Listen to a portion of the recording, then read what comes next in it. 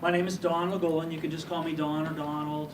I work with Donna Yale in the advanced IT team for Penn. Most of you were here the last session, so I'm not going to go through that drill again.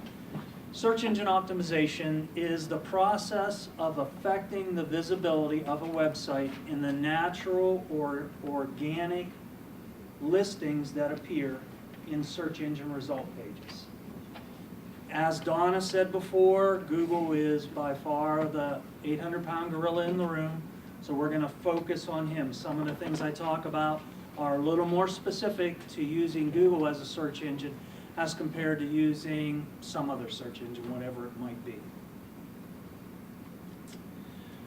For the far majority of websites to achieve better visibility in search engine result pages, implementing simply the basics of good SEO practices is all they have to do. Today we're going to focus on 3 of those basic things. The first one being keyword research. The second one being some aspects of effective keyword use on a website. And the last one being affecting or influencing your link profile.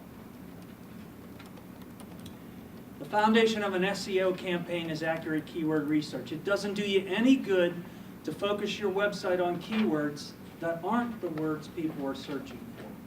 So even your best guesses may not be what people are typing in search engine search boxes. It may be what you want them to look for, but if it's not what they are looking for, it will do you no good. So doing accurate keyword research, discovering what people are actually typing in those search boxes is the way that you want to locate keywords that you'll use on your website. But you want those keywords to match your product and services. Once again, if you use keywords that people are searching for, but they're not exactly what you're selling, but it's close enough, somebody's going to come to your business-related website and they're just going to leave because it's not what they're looking for. You want to speak the visitor's language, not your own language. It's important that you don't use any type of internal vocabulary or any kind of acronyms that the general public or your potential visitor or customer doesn't know. Do not use those. And you want to select multiple word phrases. Today they call it long tailing, and typically a 3-keyword phrase may be the best to try to focus on. Even a 2-keyword phrase can be highly competitive. Now certainly there are some keywords that you would have a difficult time achieving any success on. If a company came to me and said, Don, can you help me? I want to sell laptop computers on the internet, I would show them to the door very politely and say, I cannot help you. There's too many gorillas out there, too many large organizations trying to sell laptop computers. By the same token, I helped a company relatively close to me, just south of Erie, maybe 30, 35 miles, and they typically are ranking number 1, number 2, or number 3 for their primary keyword phrases. And that's several phrases because they have a specific niche and they're doing very, very well at it. There are lots of tools available to do keyword research. Many of them are at no cost at all. Google's AdWord keyword research tool is a very good tool to use. This is the URL to get to it, but you have to have a Google account and be signed into the Google account to use it. Of course, that data is going to be very Google specific. That's all you're going to get results from is what people search for on Google. It's not a complicated tool. It's not the easiest tool in your toolbox, but it's not overly complicated. One of the cool things you can do with the tool is as you find keywords that you like, you can place them into kind of like a folder and then review them later on. Some of the other tools, they have no ability for saving the keywords that you may discover. You're going to have to manually do that in some kind of way. I think a great free tool is keyword discovery from a company called Trillion. Keyword discovery looks at primarily Google, Yahoo, and Bing, brings together those searches and presents them to you. You can look at the first screen's worth of data for free. Now, it is a paid product. You can pay for a subscription to it.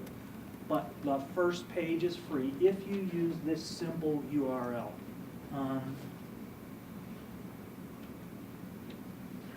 So this is that tool right here. We'll try using the tool. Sometimes it works, sometimes it doesn't, because we're looking at something that's free. What do we want to search on today? Somebody give me something. Aprons. Apron. A-P-R-O-N? Yes. I never typed apron in my life, I think. I'm not an apron kind of guy.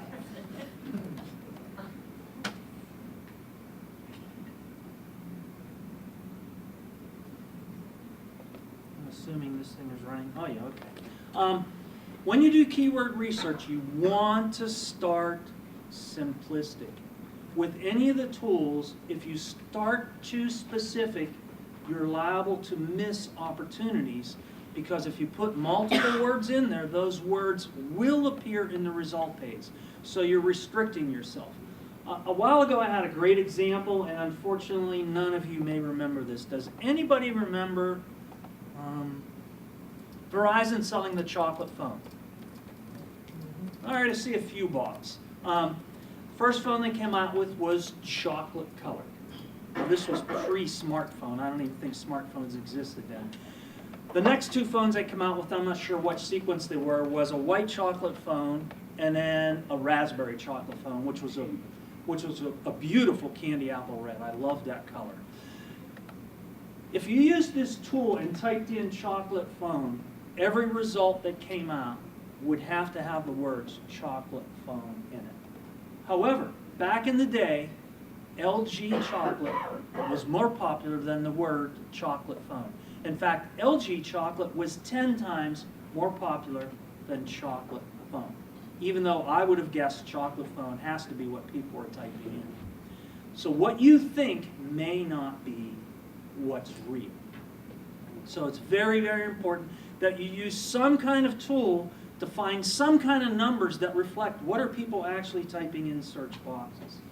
So here we see what fleshed out from Apron, and here are some numbers.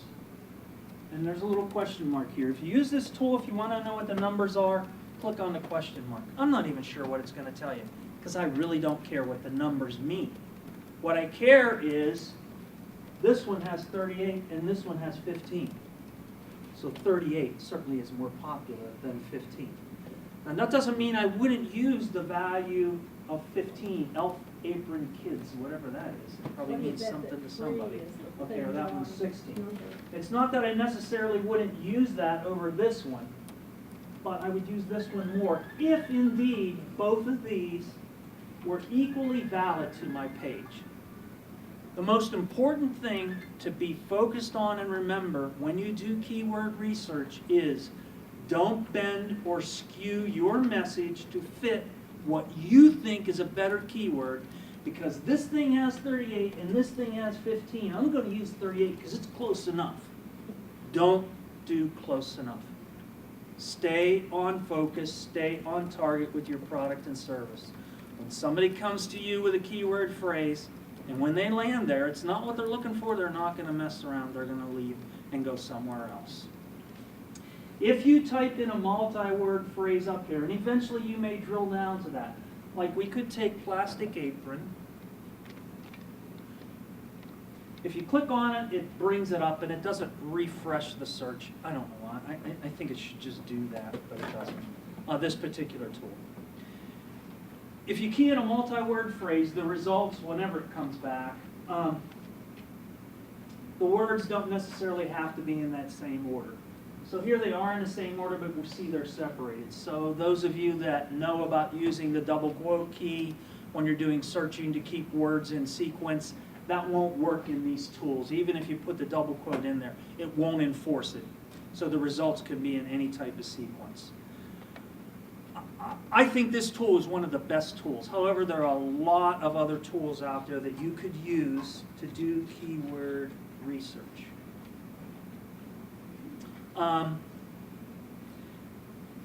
meta glossary, it's kind of exactly what it is. It's a definition glossary, but it's a great place to find some alternate keywords that may mean what you're trying to sell. And I don't care if you're some kind of religious organization, or you're selling aprons. You're selling something. You're trying to persuade somebody about something. This is a great tool to use, kind of like a thesaurus or something. Go ahead. If you're offering a service that's specific to a location. We're going to talk about that. Okay, I just wanted to know. That's okay. Keywords, would you include Yep, that or not? that's okay. That's good. So I already gave a thing about the numbers. Use them as a ranking system. Typically, you want to have unique keywords per page. Most of the time, the pages on your website, each page is not focused towards the exact same thing. If I'm a car dealership, I'm selling cars, I'm selling pickups, I'm selling subcompacts, I'm selling service, I'm selling tires maybe, I'm selling accessories, I'm selling a maintenance plan, I'm selling all kinds of stuff, and I probably have different pages that are focused on those different topics. Therefore, I should have a different keyword set for each page. Typically, on an individual page, you're lucky if you can get a strong focus for 3 keywords. By 3 keywords, I mean, let's go with the apron thing. So plastic apron, that's 1 keyword. It's a multi-word phrase, but it's 1 keyword. Typically, if you can get 3, a good focus on 3, you're going pretty good. More than 3, you're just not going to achieve any success at all. A great way to find keywords is to reverse engineer your competitors. A number of years ago, I did a project for a company that has tow trucks. They also buy vehicles that insurance companies total that are rebuildable.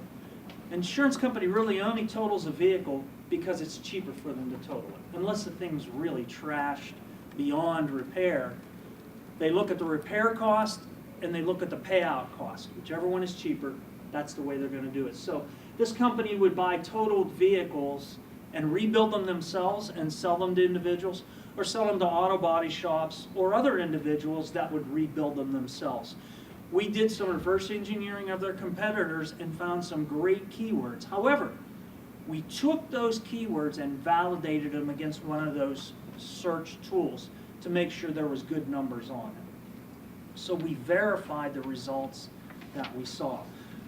You can look at things such as the title tag, and Donna talked about that to some extent in the previous session. You can look at the keyword tag, even though the keyword tag is irrelevant today in the land of search engines. I still suggest having one. You can look at a competitor's keyword tag and see what do they put in there. Maybe it'll make sense. And certainly doing some kind of analysis of their content will reveal what is that content focused on. And I'm going to show you some tools to do that. So let's, I have a hard time with this keyboard, and I'm sorry. Oops.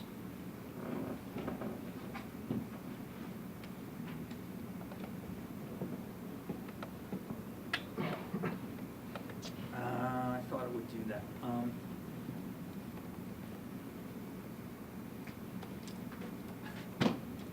So here's where the presenter flops. I should have brought that up.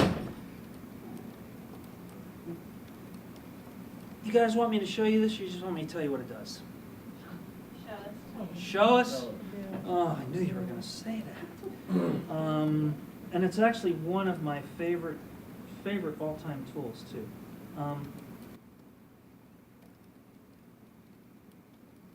Okay. Oops.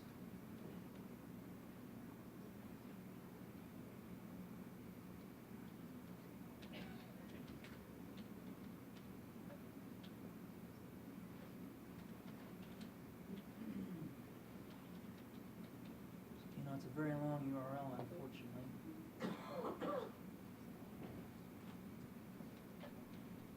Hopefully those uppercase won't mess me up, and that could.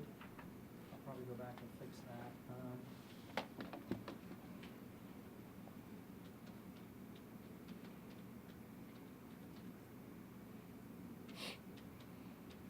As you may or may not know, after the top level domain, it is case sensitive, or it can be case sensitive, so.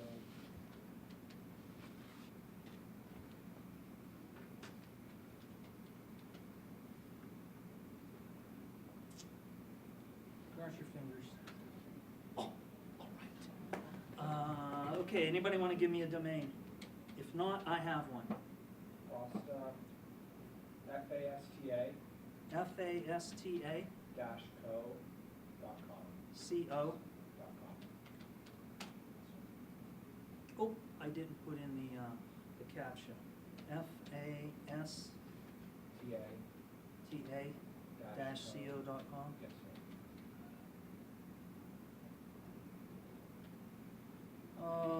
Please don't ruin my rating because I forgot to bring one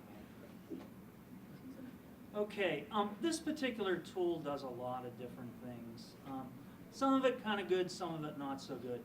It'll bring in the title tag, the description tag, and if there is a keyword tag.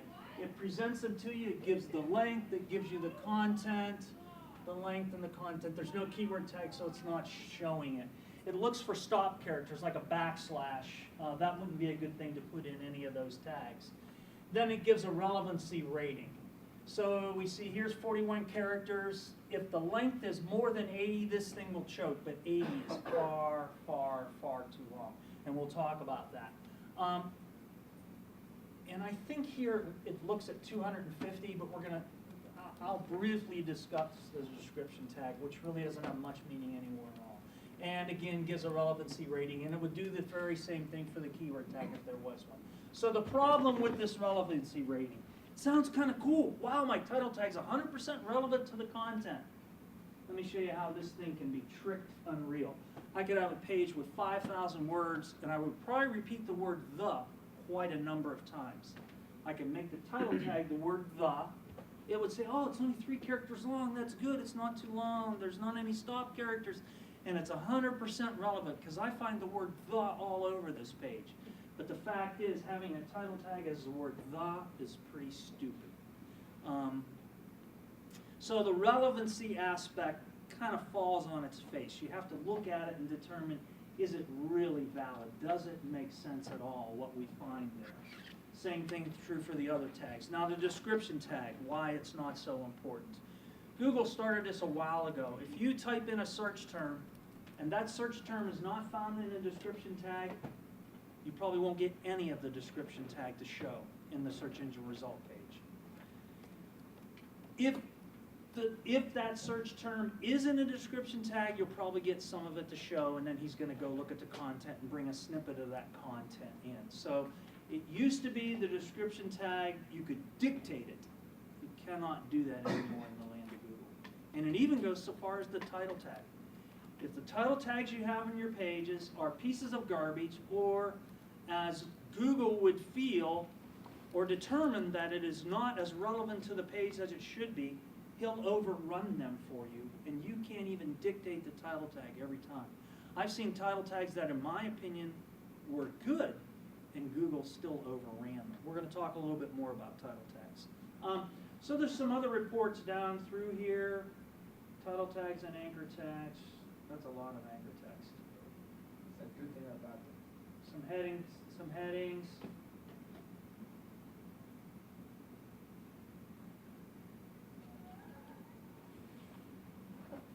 All right. Oh, it must be the display here. I'm sorry. Normally, it must be the resolution. Normally, this will come out in 3 columns. So, the first one is every individual word. This is every word that's on this page and how many times the word is repeated and a density compared to the total content. So from this, you can see what is this page focused on. It's focused on ravioli and pasta and FASTA, whatever. Sauce is coming down here a little bit, not real far.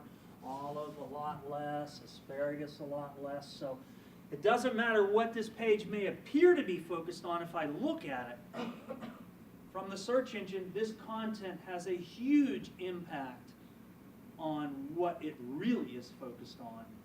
And this shows the words. Then the tool continues and gives you double words and triple words. So here's all the single occurrences. Now, here's the double words as this tool would attempt to determine double words, which it can be okay, but sometimes it just falls flat on its face. and then it does triple words. The reason this tool attempts to do this is search engines make extensive use of the proximity of one word to another. They know for every word on a page where every other word is on that page in relevancy.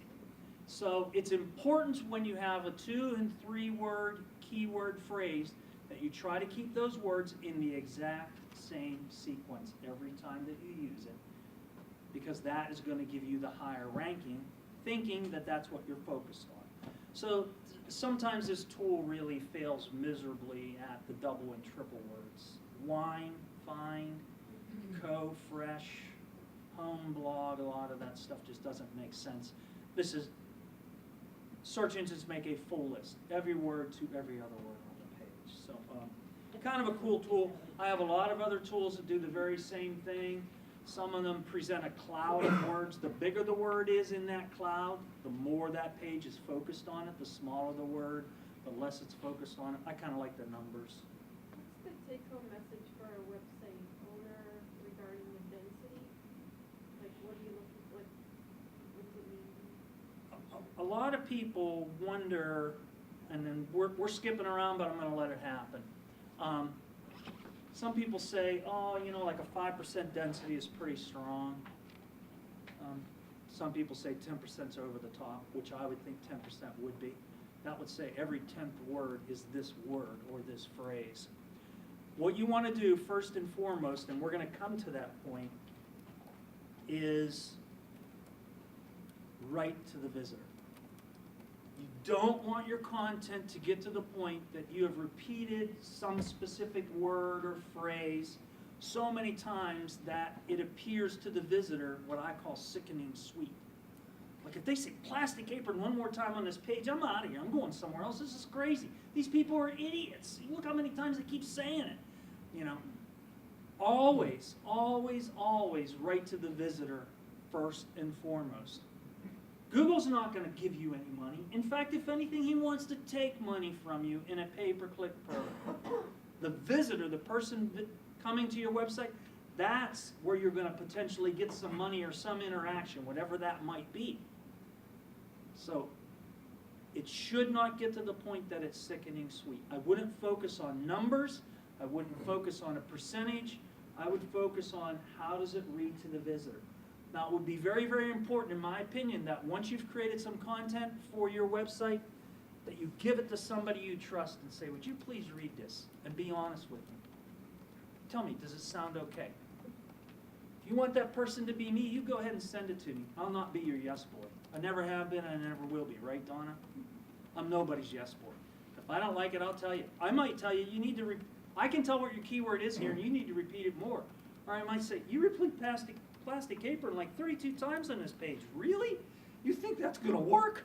You know, focus, focus, focus on the visitor first.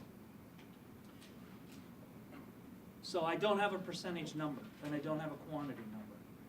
However, we'll talk a little bit about it in content. Sorry, I don't want to run over my time. Geo-targeting. If location is important to your visitor, it's vital to your website. Select appropriate geographic phrases. Pennsylvania, State College, Central PA, Appalachian Mountains, Pennsylvania Grand Canyon, whatever it might be.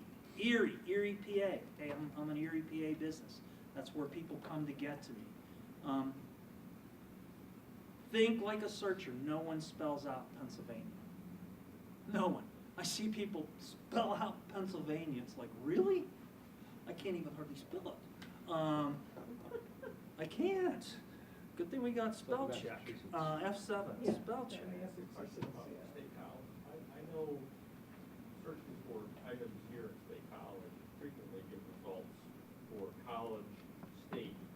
Other cities will have the word college and will have something or other state. That's because of the way you searched. It's not because of the way the websites are, but it's because of the way you searched. Okay. If you type in State College, those of you that don't know, you should be putting that in the double quote mark. Yeah, So but most people don't do that. I do that, but most people don't do that. I realize that, and there's nothing that can be done about it. You know, sites that achieve well for the word college are going to kick butt. You know, it's just the You way can't it do is. something when you're building your site to make two words stick together in that order? Always use them in that order. That's all you can do. And there's ways to emphasize that, and we're going to talk a little bit about that. But the Okay. best you can do is try to emphasize them. I think with things like Siri and Google's, whatever, people using like voice searches, it's distorting, you're getting longer things that they might not want to talk, and whenever you say Pennsylvania versus PA, should you hedge yourself with that, or is that just gonna happen kind of after? No, and actually some of it, actually Google knows if you say PA or Pennsylvania, they're synonymous. Okay. So that can be an issue though, is the voice searches tend to be very long tail as they call it. And that can be an issue. I wouldn't focus on it.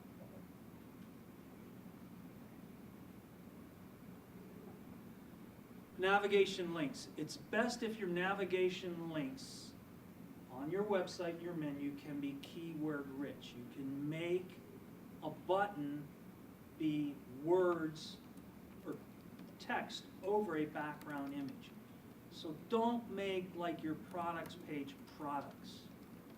Make it apron products if you want, or aprons. Or instead of services, we do automotive repair services. Try to make your links keyword rich. Only the first link encountered on a page counts. Now the way it works is the words that are linked to that page act as a summary of what is on that page. So if I have like, I don't know, here, have a ball. You see, I threw it right to him. So if I'm going to sell rubber balls, I want to have rubber balls as the link to that page. I want that to be text-based, the first occurrence that I come to. Now, for whatever reason, I've said, you know what, I want graphic buttons because I want them to look really cool and to work really cool. That's fine. Then put keyword-rich alt attributes on those buttons. So the alt attribute on that button for my ball should be rubber balls, rubber whatever it might be. That's very, very, very important. To search engines, it's telling them that's what I'm going to find when I go to that page. Go ahead, somebody had a question? For accessibility purposes, they're putting the alt text in the description. Did you put the tag in the title? You can also do both. Do a title attribute and an alt attribute. The alt attribute seems like it carries more weight, but and I'm not giving everything here. We don't have time. I mean, normally this takes 3.5 hours. I don't even have an hour. But yes, I suggest a title and an alt attribute on those linked things. But remember, only the first one encountered on a page is the one that counts. So if I have multiple links to the same page, only the first one counts. The rest of them are dupes. Go ahead. Is this something that the people that build websites, aside from people like me, would know all this, or is this stuff? Most don't. Correct, Donna? Or many don't. Well, you're answering my question. My question was, do I need to ask them if they did this? You should. Actually, in my opinion, somebody that's pretty savvy can tell a developer, this is what I want you to do. Okay. You know, and tell them. In fact, you'll make their life easier. Donna, The go ahead. developers that we work with would know how to do Some of them, yeah, most of them, the ones that we work with are pretty sharp. And they know you got to do some of this stuff. Can you give us a copy of this PowerPoint? it. It'll be on the Penn campus. There actually is a more fuller one on there right now. Okay. And I have a thing at the very end that shows where they are. Does this only apply if you're writing your own code for the website, or if, like, what if you're using like Weebly or Wix? Yeah, we're going to kind of talk about that. Okay. Okay? Am I doing okay? I want to see those heads in the back of the car there, you know, the Bobby thing. So again, only the first link really counts from a search engine perspective. As Donna has said, we like to see links in the footer from a usability perspective.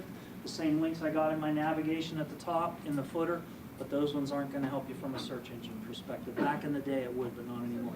Page title tags, go ahead. When you say first link, would that be the title of the page, or? No, like my navigation links typically, you know. And I might have an on-page link in the content. That on-page link, if it's a duplicate of one that occurred previously, it doesn't count. Used to be it did, they don't anymore. It used to be a good trick.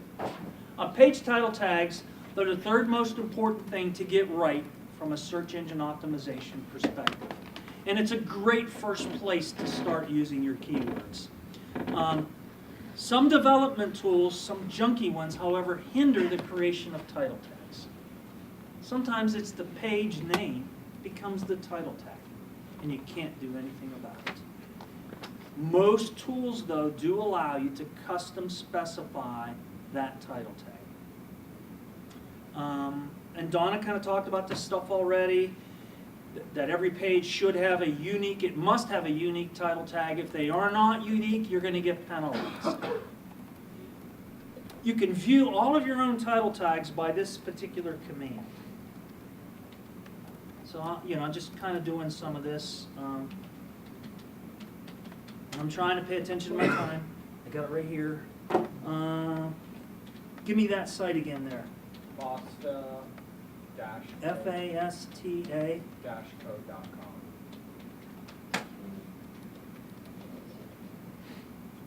Is that fairly new? No, 4 No? years old. Okay, this fleshes out what's in Google's index, in its primary index for this website. So the only one that's really shown is this admin page. So something's wrong with this thing's not getting crawled right. A couple years ago, we had it hacked, so we upped the security stuff. Okay. So it's ridiculous. All right. Let me just do another one here, just so that we can see something a little bit more.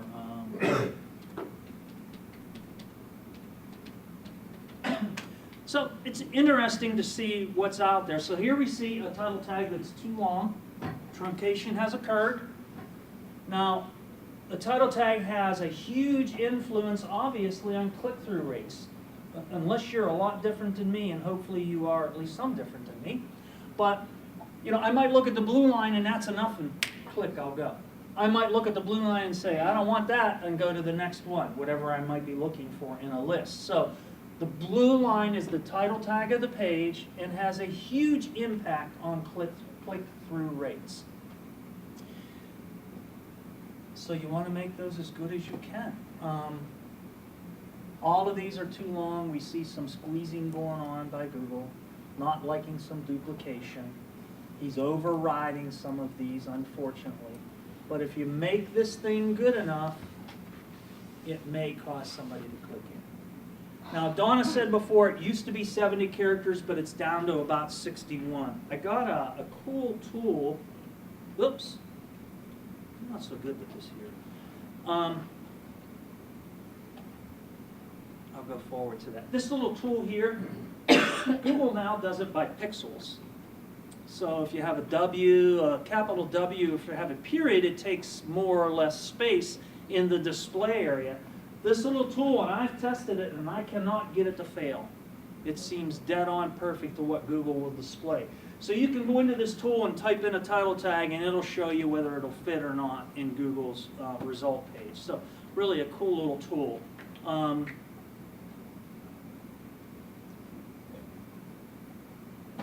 And Donna talked about some places that you see it. Best practices typically are your product or service first. If somebody knows your company name, they'll probably know your domain, and they'll probably do direct navigation right to you. And likely, unless your name is not very unique, if it's unique enough, somebody's going to find you anyhow right away. So typically, products or services at the beginning of the title tag are best. The title tag has to be highly relevant to the page, and once again, it's like a summary statement. This is what I'm going to find when I go to that page. It should be in harmony with the content of the page, very much so.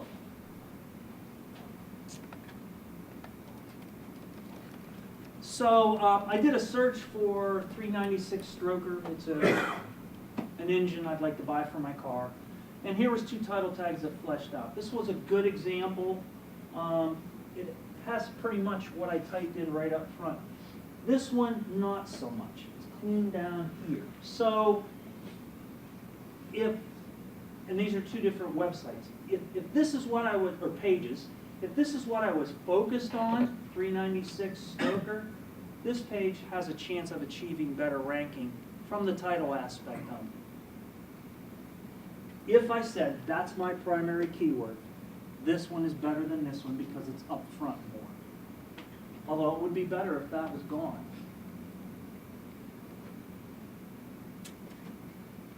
Any questions about the title tag before I go on? Okay. Big deal. Do that cite command. Kind of a cool thing to see what your tags are in Google at least. Content, obviously emphasize keywords in your content, but above all else, focus on the visitors. Keep keywords in sequence. Strive to meet the need someone has come to your website with. This is a little bit off the topic of SEO, but is an error I see billions of times, it seems, on websites. They focus on themselves. I, we, us. We are the greatest manufacturer of plastic aprons. Our plastic aprons are absolutely the best on the market. We use only the best, thickest plastic in our aprons. Our colors are second to none by our plastic aprons. And it's, sometimes I'll take the words, I'll take the first 3 words or first 4 words of every sentence and print them out and give them to somebody and go, look at this. You're focused on yourself, focused on somebody that wants to buy an apron because they're not going to get all sloppy from it, you know. And by the way, you'll look good in our aprons too. Do you sell aprons by chance? Yes. I'm not picking on you. I have no idea what your website is. Okay, but you follow what I'm saying. Focus on what somebody came to you for. Yes, on an About Us page, you're going to be pretty highly me, I, us, we, aren't we great, look at our credentials, so on. But especially on that homepage introduction, focus on the need or the question or the want that somebody came to you for. There is no magic number. Some people say, how many words should I have on my page, my home page, or whatever it might be. There isn't a magic number. It's good to focus on 150 or more. Search engines like content. The more content a page has, the greater the chance of it achieving good ranking. All things being equal, which would be about impossible, the page with the most words will achieve better ranking, even if everything else is equal, even if they have the same repetitions of the same words and everything else is all the same. The most words will win, because search engines like content. Think about a newspaper article, try to incorporate heading tags. Just look at the newspaper, and that's kind of the way you want your page to look like, at least to a search engine. Read it out loud. When we hear ourselves read something, it's different than we just visually read it. If it sounds like garbage to you, it probably sounds like garbage to a search engine also. I'm not smart enough to tell you that these meanings, but keywords above the fold and at the bottom. The closer to the beginning of the content that you can put your keywords, that's important. And the same thing is true at the bottom of the page. Try to finish off strong. It has to do with, from a visitor's perspective, their memory. In the beginning, we develop a long-term memory, and at the end, when we focus on the keywords, we get a short-term memory boost. So from a visitor's perspective, begin and end with keywords, and the search engines also like that. You're kind of like encapsulating your content that way. So at the end of the day, our plastic aprons simply make you a cleaner, happier cook. There you go. You can sell. You can pay me for that. Okay, don't repeat words so often that it begins that it's sickening sweet. Remember that a web page is read mostly only once, if even in completeness. Most of the time, people just kind of scan down through a page and decide, do I want to take some action with this company? And I feel like I'm beating you over the head. Images, file names. It's a small bump, but it's a little bit of bump. You have to name image file something. Instead of TMS small, why not Time Machine small? Time Machine is the name of this particular company. So I'm getting a little bit of bump for their name in this particular case, because Time Machine's kind of generic. Use alt and title attributes.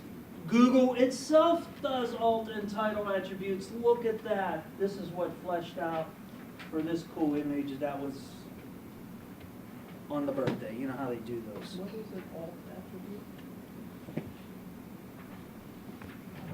Almost any tool that you can use to build a website will let you specify an alternate text. It was originally designed for people to have problems reading, Reading images, yeah, okay. but a search engine can't see an image. Right. When Googlebot flies through your website, he can't see it, but he'll see the alt and the title attribute both. Okay. Different browsers display them. Internet Explorer displays the alt attribute, Firefox displays the title attribute. You could also put like a small text font below the image, actually on your page, that describes the image to the visitor. It's a pretty simple way to get a keyword focus, that 396 stroker, right on the page. It's not offensive to anybody reading it. I'm not going to look to the visitor sickening sweet, because this is titling this picture to them. It's irrelevant to the content that might be on the page. We see this, we encapsulate it, and then we put it aside and read the content. It's totally different. So it's a very easy way to get repetitions in by putting little titles underneath your images. Link profile. Inbound links to your website are the #1 factor in SEO rankings. I would like to tell you differently, but that's not true. But it's not the silver bullet. Even if you have a ton of inbound links, if your website still is not focused on the keywords that it should be, well, you're not going to achieve the results that you want. Quantity is good, but quality, authoritative links on relevant keywords from relevant websites will give you the best improvement in your search engine visibility. It is absolutely the hardest thing to do, and Donna talked about that a little bit. And I want to repeat that. Inbound links, links from other websites to your website. It's like a vote for your website. The way the search engines look at it is, if this web page is linked to this web page is saying, you know what, search engine, leave here and go over there. And it's saying it to the visitor too. Leave me, there's something more over there. I don't have everything you want, go over there. So it's a recommendation of, it's a suggestion of. And that is a big, big, big deal in the land of search engine optimization. Oops. A great way to locate links, inbound links, is to reverse engineer a competitor. Who's linking to your competitor? Maybe that same website will link to you. And maybe if it's not the same website, maybe it's a similar website to your organization. So, and I don't know what kind of aprons you said you're making, but I'm making plastic aprons and I buy raw plastic. And I have a competitor who's located in California. And you know what? My sales I don't ship west of the Mississippi. The Mississippi's a big deal to ship across. I don't understand that, but it really is. So if you ship west of the Mississippi, you're a big deal, really. So I don't go west of the Mississippi. So we got this guy out in California. I look at his inbound links, and lo and behold, he has a link from a plastics manufacturer. And I go to that plastic manufacturer website, and there's a little customer testimonial where they're selling this guy as a customer who's making the aprons, buying plastic from this guy, saying, the guy's got the greatest plastic in the world. I never have any problems with it. The colors are smooth and great through it, and I just love them. You know what? I buy my plastic from that place at Bullsburg, and they got a website. I'm going to tell them, look, give me a link. When you approach a vendor, you're in a superior position and have a chance maybe to squeeze them a little bit harder. Pretty tough to approach a customer and say, would you be willing to give me a link? But a vendor to you, maybe you're buying welding supplies. Donna had a welding and fabrication shop. Maybe they buy their welding supplies from somebody, and that somebody has a website. Hey, you know what? Put a link out there to me as a satisfied customer. I'll write you something up there. I love you guys, you know. So there's lots of little tools where you can reverse engineer a competitor. Let's look at this one just for kicks.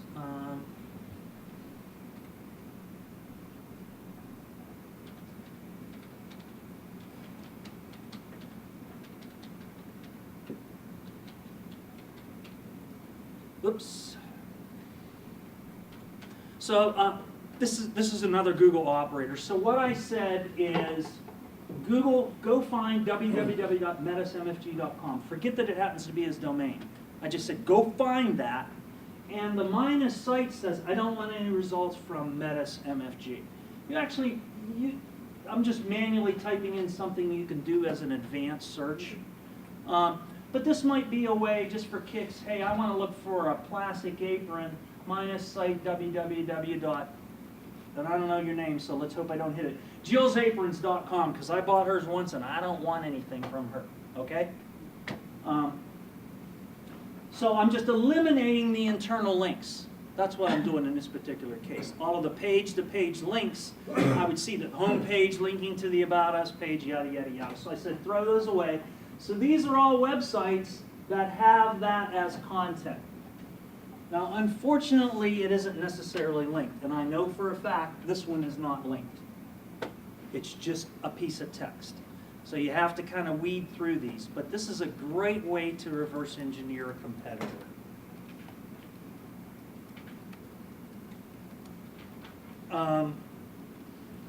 Here's another one, this SEO tool set. There's a lot of tools on this particular web page. The link analysis tool is very nice. It will reverse engineer a competitor. Again, it'll say, this is who's linking to that domain.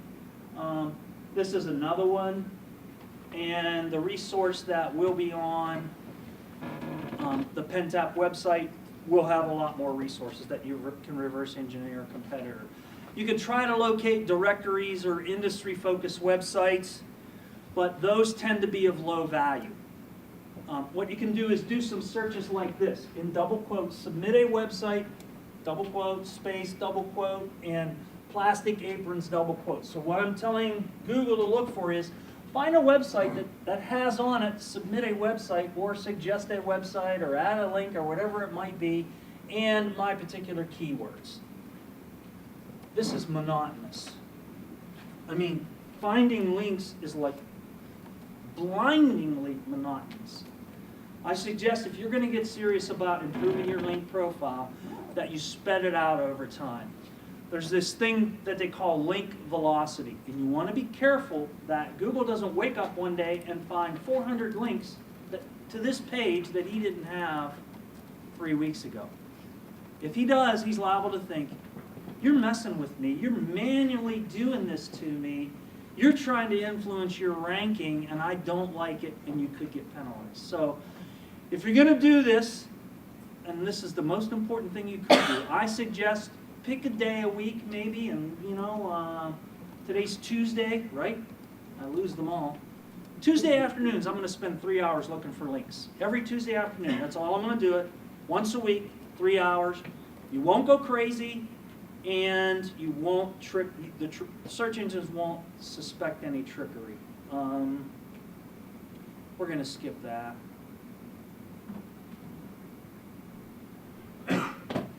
There's if you go to the Penn website, if you go to services, if you go to advanced IT, there's going to be presentation resources, and you'll be able to download the PDFs of today.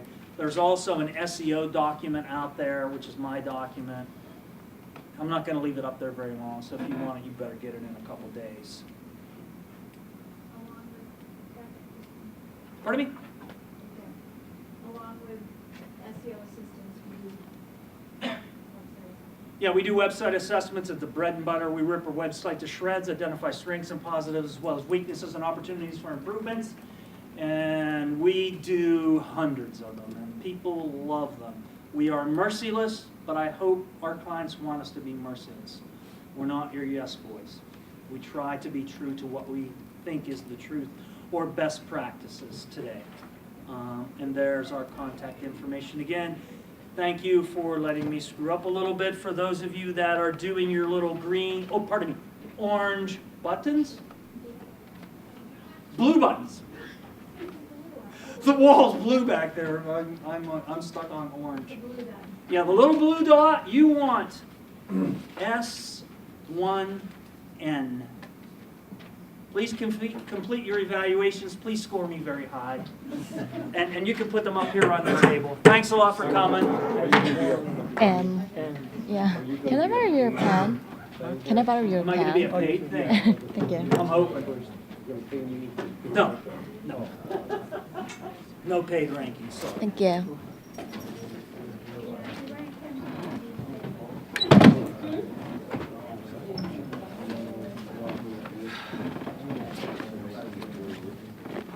Again, S1N.